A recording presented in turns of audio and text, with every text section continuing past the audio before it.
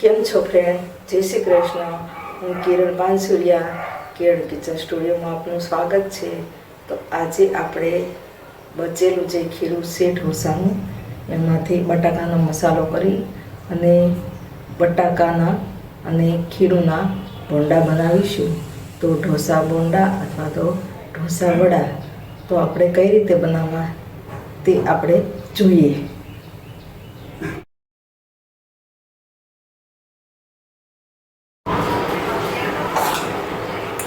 મેં આ બટાકા બાફી છાલ ઉખાડી અને મેશ કરી લીધા છે. હવે આપણે આ એક પેનમાં તેલ મૂકીશું. તેલ ગરમ થવા દઈશું. આપણે તેલ થોડુંક જ મૂકવાનું છે.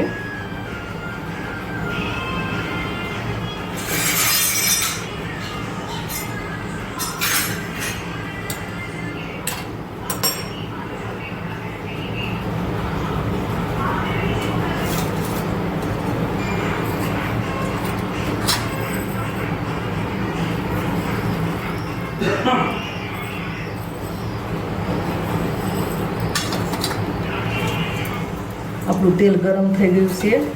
હવે એમાં હિંગ નાખીશું, પછી કરી પત્તા નાખીશું,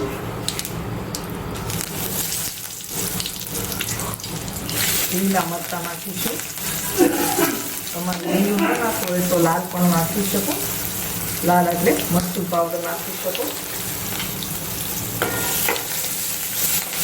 હવે આપણે કાંદા નાખીશું. ધીમો ગેસ રાખીશું. બધું સતળાઈ જાય એટલે આપણે ટામેટા નાખીશું.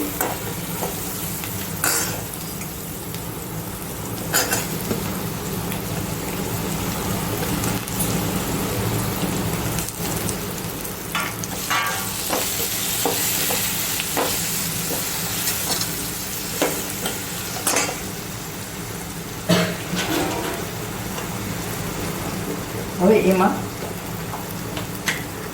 સ્વાદ મુજબ મીઠું નાખીશું.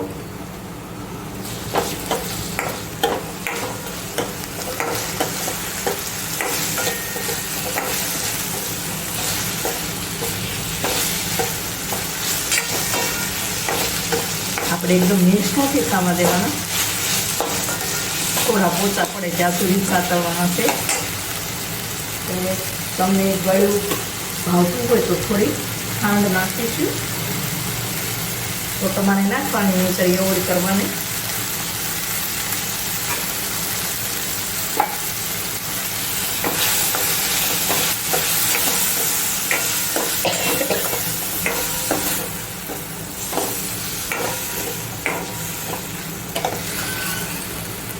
હવે આ જે મેશ કરેલા બટાકા છે એ આપણે નાખીશું.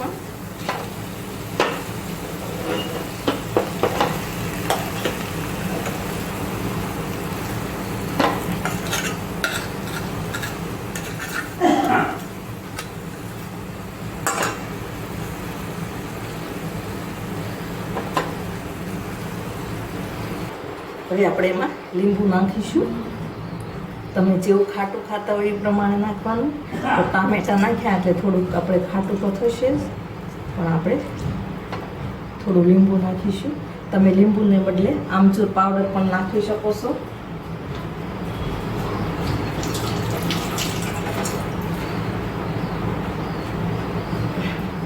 હવે આપણે બધું મિક્સ કરી લઈશું.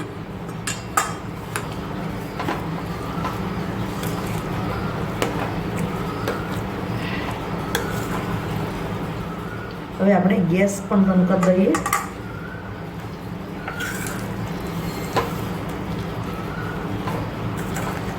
આ રીતે આપણે બધું મિક્સ કરી લઈએ. અને હવે છેલ્લે ધાણા નાખીશું.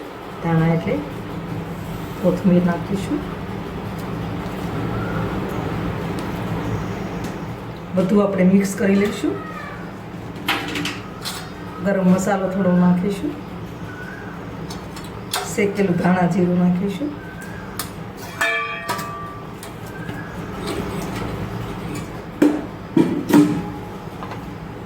હવે આપણે બધું નીચે ઉતારીને મિક્સ કરી લઈએ.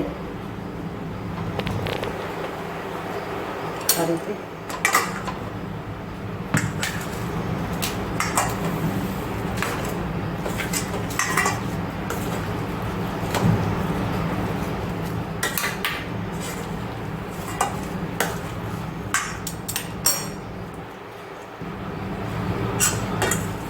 આપણો આ મસાલો બનીને તૈયાર થઈ ગયો છે.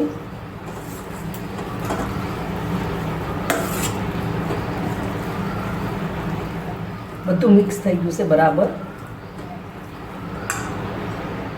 હવે આ મસાલો રૂમ ટેમ્પરેચર ઉપર ઠંડો થવા મૂક્યો હતો, તો ઠંડો થઈ ગયો છે. મેં જે બટેકાનો મસાલો બનાવ્યો છે ને એની આપણે ગોળીઓ કરી લઈશું આ રીતે.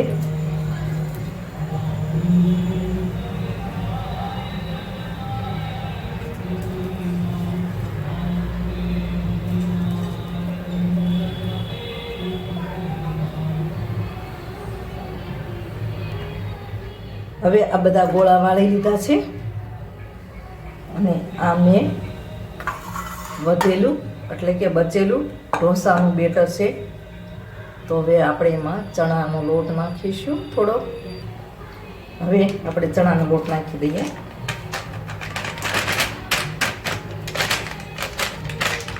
વધારે જોઈશે તો થોડુંક નાખીશું અને થોડુંક બેટર થોડુંક ઢીલું કરીએ, હાથથી જ કરીએ.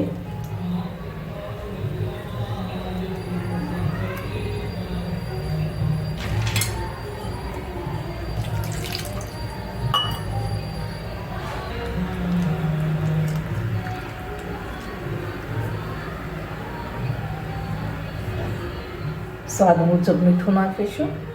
એમાં મીઠું તો થોડું હોય પણ આપણે આપણી રીતે થોડું નાખી દેવાનું.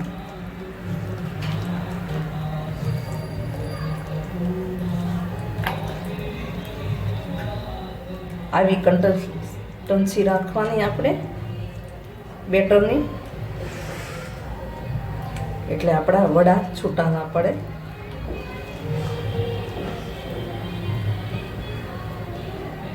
જે બટેકાની ગોળી વાળી તેમાં મેં સાંભાર મસાલો નાખ્યો હતો, તો છેલ્લે ભૂલી ગઈ હતી એટલે છેલ્લે નાખ્યો. હવે આપણે આ તેલ ગરમ થવા મૂકી દીધું છે.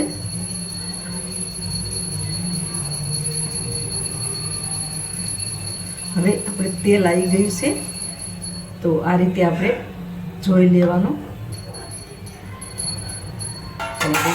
ગોળી છે એ આપણે ઢોસાના ખીરામાં નાખતા જઈશું આ રીતે.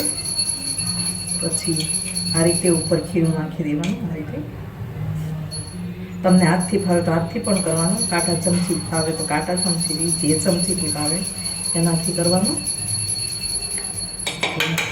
હું તો હાથથી જ કરીશ.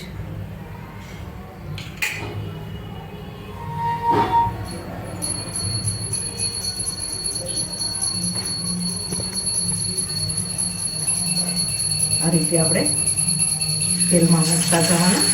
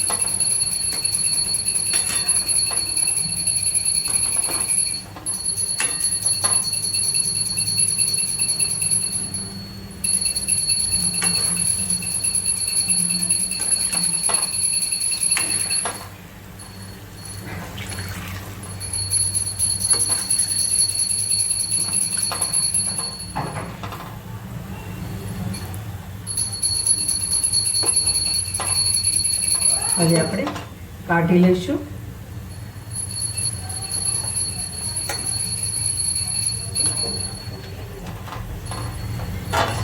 એકદમ નિતારીને પછી કાઢવાના, એટલે તેલ ના રહે. આ રીતે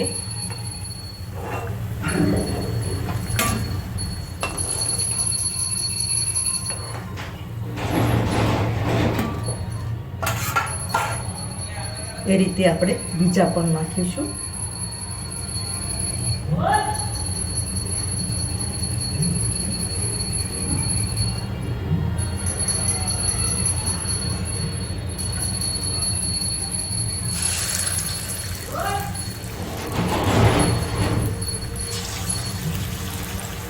આ રીતે આપણે બધા તળી લઈશું.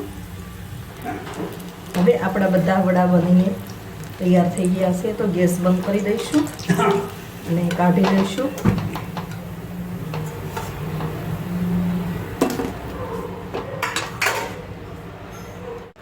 આપણો ઢોસાના બેટરમાંથી નવો નાસ્તો બનીને તૈયાર થઈ ગયો છે.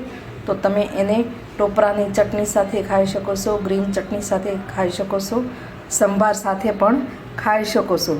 તો મારી રેસીપી કેવી લાગી? ગમે તો શેર કરજો, લાઈક કરજો, કમેન્ટમાં પણ જરૂર લખજો અને સબસ્ક્રાઈબ કરવાનું પણ ભૂલતા નહીં.